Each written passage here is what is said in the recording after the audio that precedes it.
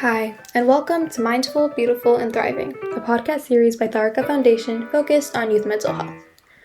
Before we begin today's episode, I just wanted to let you all know that all content that is found in our podcast is created for informational purposes only. This content is not intended to be a substitute for professional medical advice, diagnosis, treatment, or therapy. Always seek the advice of your physician or other qualified health provider with any questions you may have regarding a medical condition, and never disregard professional medical advice or delay in seeking it because of something you have heard in this podcast. Thank you so much, and without further ado, let's get started. Hello, everyone. Welcome back to another episode of Mindful, Beautiful, and Thriving. It's your host Poonam here with a very special guest, Anuradha Shanware, who is a working professional, a mom, and a Taarika board member. And this is a Valentine special podcast.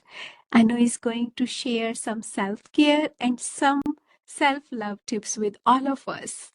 Welcome, Anu. Can you please introduce yourself to those who are listening to you for the first time? Hello, Poonam and all listeners. My name is Anuradha. I'll tell you a little story behind my name. Anuradha is the name of a nakshatra in Vedic astrology associated with success, determination, and devotion. However, I go with a short name, Anu, as well. So I am so excited to be here today. By profession, I am a high-tech professional, experience leading high-impact teams and driving business strategic initiatives toward business success. But beyond my professional experience, I am also deeply passionate about building strong communities professionally as well as socially. In my personal life, I'm a human first, and then I have multiple roles of a wife, a mom, a daughter, a sister, a friend, right? As a busy mom of two daughters and someone who has navigated high pressure profession, I know firsthand how easy it is to put self-care on the back burner. That's why I am thrilled to have this conversation today with you, Poonam, and with our listeners. I feel self-care isn't just a luxury, it's essential. And what better time to talk about it than Valentine's Day? A day we often associate with showing love to others. But today, let's focus on showing love to ourselves. Thank you so much, Anu, for your introduction. I can relate with you. I'm also a professional working mom of two kids, and I do know how it feels when you don't take care of yourself. I'm looking forward to our conversation. So, first question is, how do you define self-love, and has your understanding of it changed over the years? Poonam, for me, self-love is a twofold. It's about nurturing the soul in addition to the body. It's about treating myself with the same love, kindness, patience, and the respect that I give to the people I care about.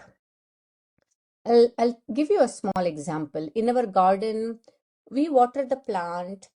The purpose to water the plant is to keep it alive, to make it grow, to make it flower. But have you seen the difference if we nurture the plant little bit differently, with little bit of love, maybe move it to the lighter shade or brighter place, add a little bit of plant food, water with love, or maybe talk to the plant. You will notice the plant will do so much better. We are similar. I feel when we think about nurturing ourselves with that extra flavor, we can also rise much better. Over the years, my understanding of self love has definitely evolved. Earlier in my career and as a young mom, I used to think self love was about indulgence, like a spa day or treating myself to something special like shopping. While those things are wonderful, I have come to realize that self love is much deeper. It's in a way that I speak to myself, the grace I allow when things don't go as planned, and the space I create for rest and joy. I will re emphasize my earlier thought that it's about nurturing your soul and not just the body. So beautifully you explained, Anu, and I do know I used to take care of my soul but not body, but you are also emphasizing both parts are important, soul as well as body. And when you were explaining about the garden, knowing your own needs, that's so important. Sometimes your need may be just to rest. Sometimes it may be to connect. So whatever your need is, it's important to be aware and do the needful. So I love your analogy of our garden and how we take care of plant. Thank you so much. So another question in my mind, can you share a personal story or experience that taught you the importance of self-care? Yeah, good question. Definitely, life gives you different experiences. There was a time in my life when everything took an unexpected turn. Let's say life threw a curveball at me, and I faced both physical and emotional setbacks. Those days felt overwhelmingly bleak as anxiety and stress took hold of me, limiting not only my being but also my ability to show fully for myself, my family, and towards my profession. But in the midst of that struggle, I had a realization that I needed to make a change. I have to find my inner strength and prioritize my well being above all. That moment of clarity sparkled my journey towards self care, self love. I began paying attention to my needs, my happiness, and my overall well being, understanding that true strength begins with nurturing oneself first. I'll tell you, the shift has been transformative. I now find myself replenishing my own cup, not just for my own fulfillment, but also I can pour into others as well. And in that act of giving, I have discovered immense joy and I would say renewed sense of purpose for my life. Ah, it's so touching for me to know, Anu, how you shared your personal story. I can fully relate with you. As a mom, we are always available for kids. As a wife, we are taking care of our spouse. As an employee, we take care of all the deliverables, but sometimes we do forget about our own needs, right? So even I learned hard way, if I am not doing well, if I am not happy, I cannot give happiness to others. I cannot be effective or efficient. So that's how I discovered the importance of self-care. So looks like there is a similar theme. So another question in my mind, as a mother of two daughters, how do you model self-love and self-care for them? Very nice. You asked that. First, I'm so grateful and thankful to be a mom of my two most amazing daughters. I believe the best way to teach them self love and self care is by showing how to do it through my own actions. I want them to see that taking care of myself isn't just something I do when I have time, it's something I make time for because I'm worth it. So I try to model healthy boundaries by saying no when I need to, so they understand that it's okay to prioritize themselves. I also make sure they see me taking time for activities that recharge me, whether it's walking, hiking, reading, exercising, or just simply having a good time. I want them to understand that self care can look different for everyone, but it's about doing what nourishes your body, mind, and spirit. So I try to show them self compassion and self respect. I hope they grow up believing that caring for themselves can fill them up with energy and upliftment, which helps them to fill not only their glass but also for others.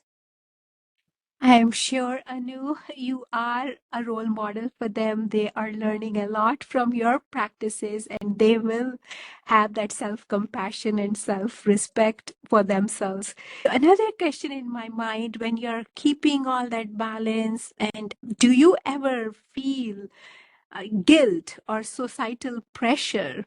If you do, how do you handle that? Let's face it, as a woman, we often put immense pressure on ourselves to do it all and to do it perfectly.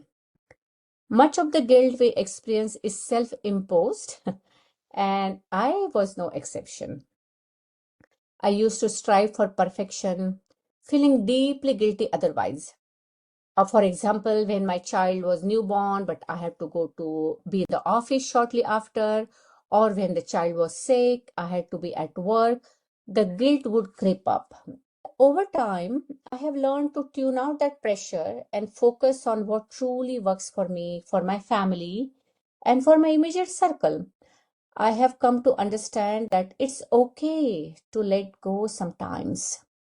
It's okay to embrace imperfection, and to find peace in handling what's in front of me. Prioritizing my well being doesn't mean that I'm neglecting others or neglecting work. It means I'm ensuring I have the energy and presence to show up for the people who matter the most. Thank you, Anu. So I will tell you how I handled guilt. Even I wanted to be a superwoman, do everything myself, right? And that perfectionist. So I learned my lesson hard way. So what I tell myself, it's okay to ask for help.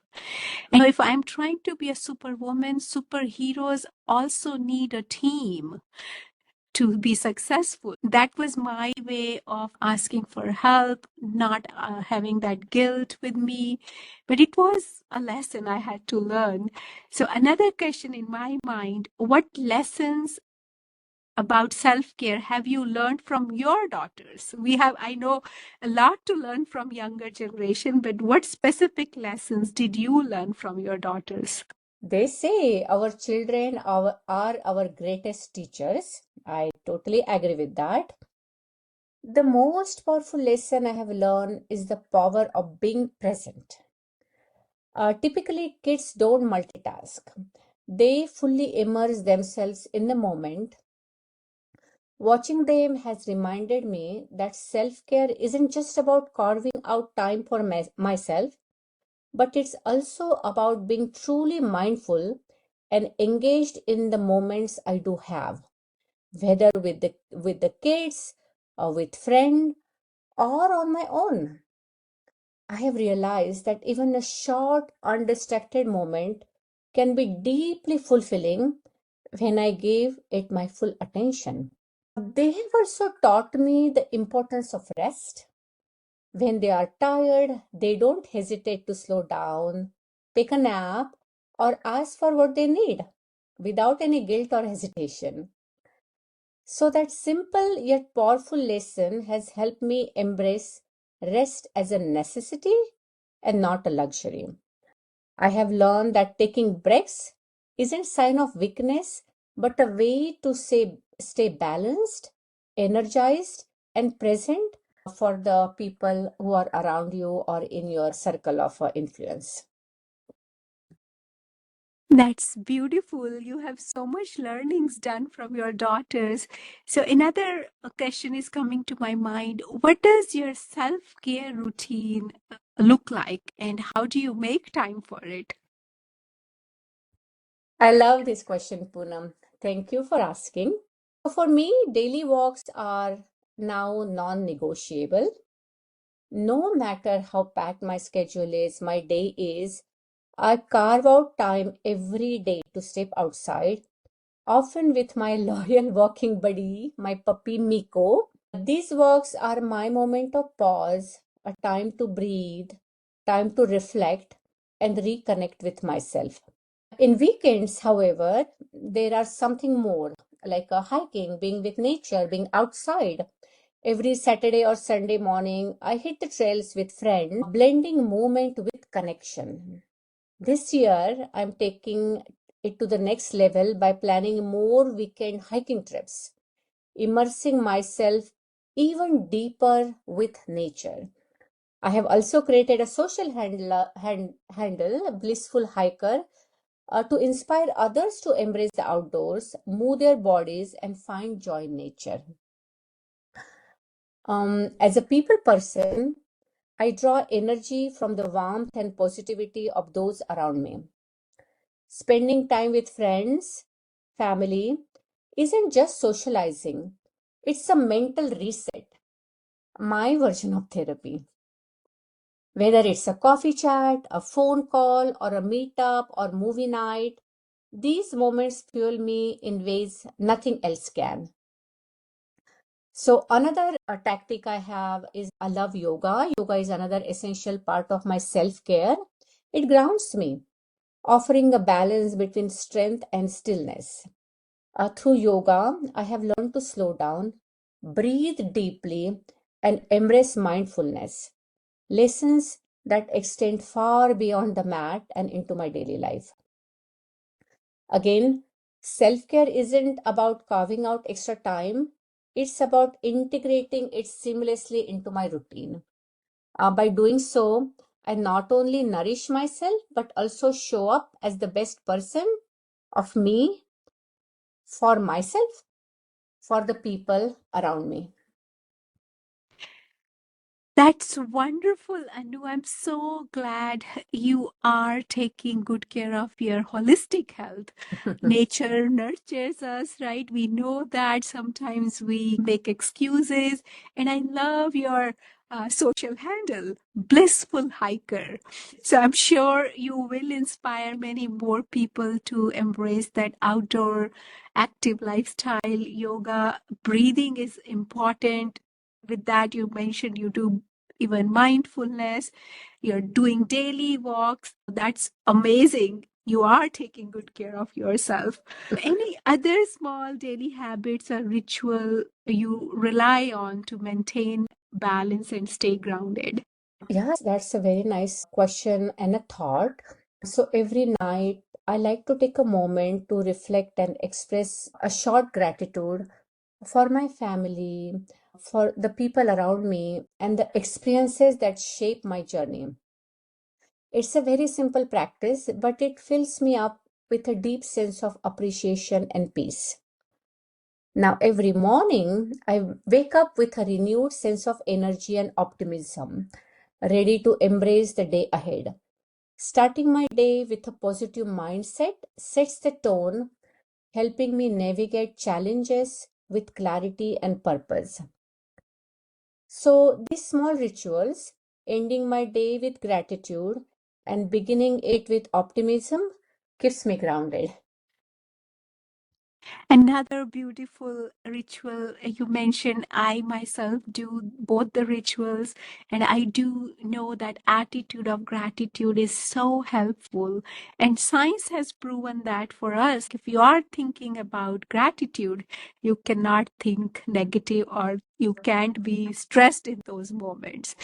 So I wanted to ask one last question. What advice would you give to working moms who feel they don't have time for self care? Every day when we are ready for a day or some has to step out to go to office for the travel, we are packing and getting ready. You make sure to recharge your phone, your laptop, or even the battery charger, right? So why not remember to recharge yourself too? With that, I will leave you with a quote from Brahma Kumaris. The spirit within needs to be nurtured. No amount of worldly glory, power, or wealth can make one radiate like the nurturing of the inner self.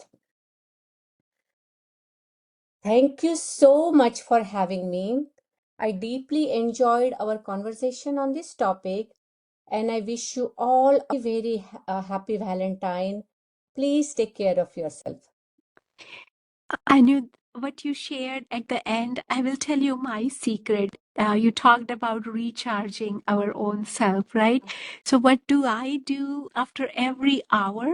I take 1 minute of pause to recharge myself, to reset myself, to do deep breathing, 3 deep breaths. They do magic for me, or doing affirmation, as you were saying. And I would like to show my gratitude to you for joining us today, sharing all the wonderful tips you practically do for yourself and inspiring us to do more. I would like to end with one more quote from Wayne Dyer. If you don't love yourself, nobody will. Not only that, you won't be good at loving anyone else. Loving starts with the self. And my hope is our listeners will start that journey if they haven't started yet. Thank you for joining us today. Thank you, Poonam. Thank you, listeners. You are listening to Mindful, Beautiful, and Thriving, a podcast series by Taarika Foundation. As part of our youth series, we will be releasing new episodes every month, so make sure to continue to check those out. We hope you enjoyed this podcast, and we thank you so much for listening.